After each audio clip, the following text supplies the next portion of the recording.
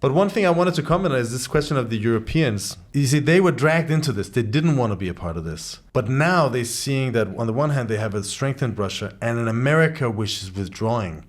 And they are desperate to tie America down into this because they're so weak. And in fact, Lavrov said it pretty clearly. He said, why should the Europeans be in the negotiations when they don't want to end the war? Mm-hmm.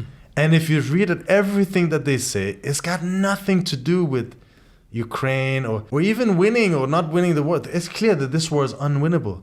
They just don't want to end it, because ending the war would mean America would be withdrawing from this situation.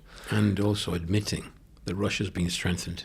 Precisely. There's the weakening of Europe, which they refuse to recognize. NATO is a power and a force, and etc. Yes. And we have the US backing.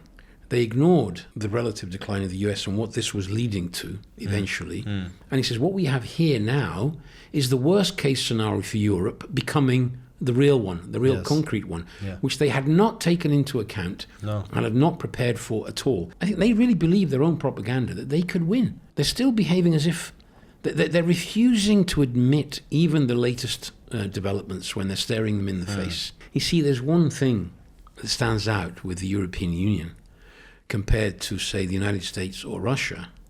The United States is one country. Yes.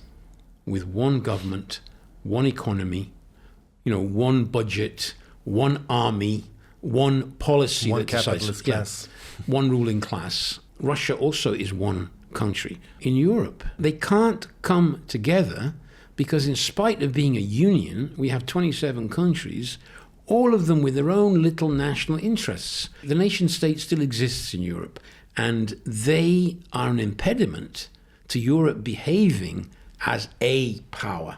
Yes. It isn't a power. It's a number of powers that came together because they're all in decline and weakened. But that means they don't have a unified centralized policy.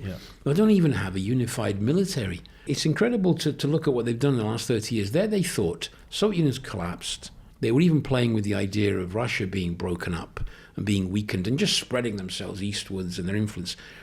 What's happened is Russia has recovered, has strengthened itself.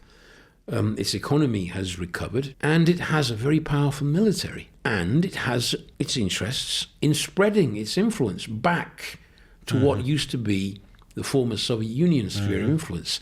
And the political swings that are taking place in Europe can bring to power in one country after another governments which will be more sympathetic to Russia. So Russia will be this powerful military that will have de facto won. They've taken a big chunk of Ukraine. They've stopped NATO spreading, which is the first time, in effect, you could say that. Because before they were all these different countries joining. They've strengthened their position. And the Europeans, they feel threatened because they are. I mean, we're not threatened with occupation or a war. There's an exaggeration there, which is aimed at, frightening the people of Europe into accepting greater military spending and all the rest of it. But they are staring in the face a big power right next door. The biggest nuclear power on the planet. Exactly.